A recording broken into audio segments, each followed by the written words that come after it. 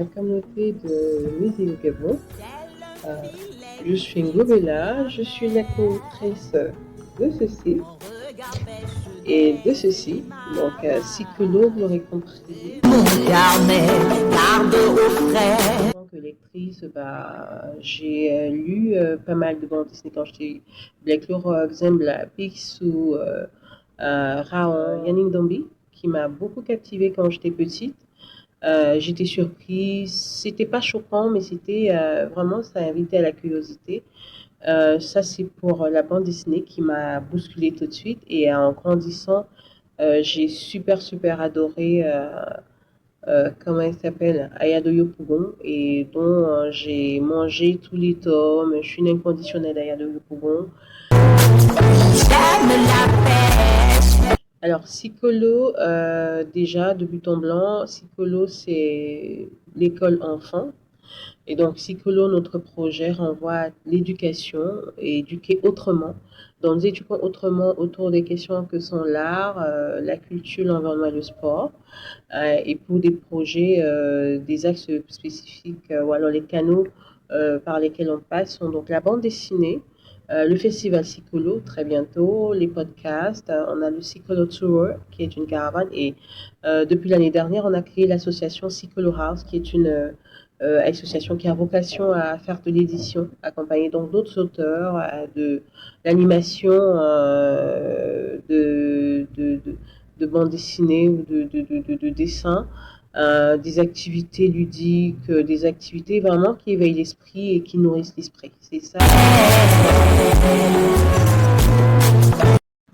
Alors, ce qu'il faut savoir, c'est que Sikolo, de manière générale, c'est des événements marquants. Chaque scène, chaque planche renvoie à quelque chose. Dans l'intrigue du tome 1, on a la bande dessinée qui s'achève sur l'élection de la coopérative. Et donc, tous les lecteurs du tome 1 s'attendent à savoir qui est le président de la coopérative. Ils sont convaincus que X va gagner ou Y va gagner. Donc, c'est le dénouement, surtout l'élection de la coopérative. Mais là, dedans encore, il y a des événements, il y a des situations qui rendent le tome intéressant et qu'il faut parcourir. Mais il y a des choses, en fonction des sensibilités des uns et des autres, il y a beaucoup de choses.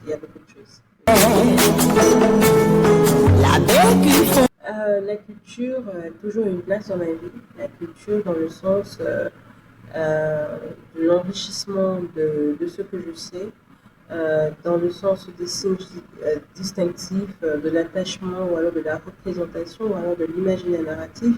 La culture a toujours une place dans ma vie. Aujourd'hui, je le fais, mais vraiment de manière assumée.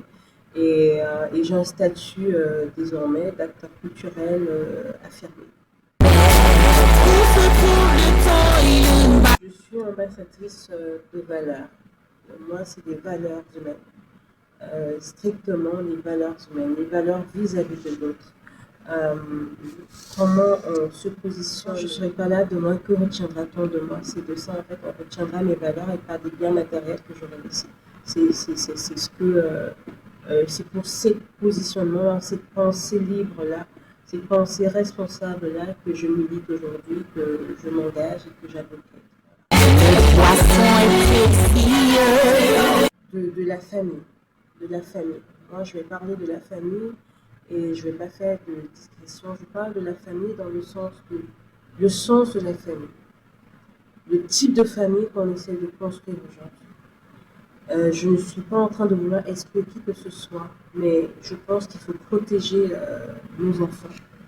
Il faut protéger les générations futures en les mettant sur des segments où elles comprennent le sens de la portée de la procréation et de la continuité de l'humanité. Voilà.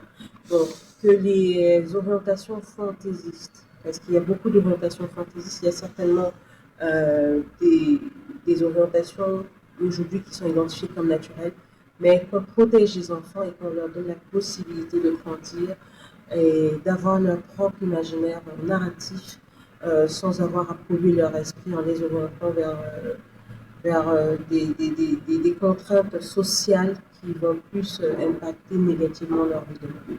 Voilà.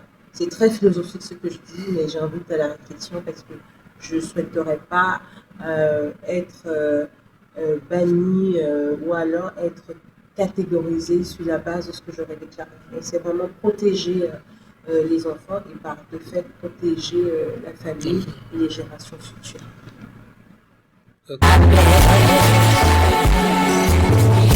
Je pense que la perception selon laquelle la bande dessinée est un élément de distraction doit être révélée.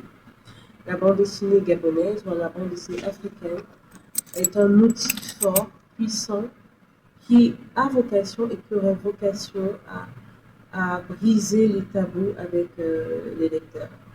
Ici, on passe le message de manière subtile, glam, chic, parce qu'effectivement, c'est imagé.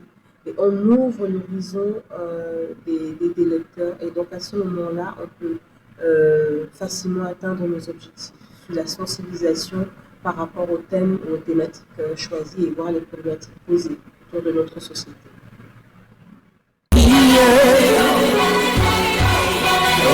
Alors, Sikolo, c'est une série de thèmes.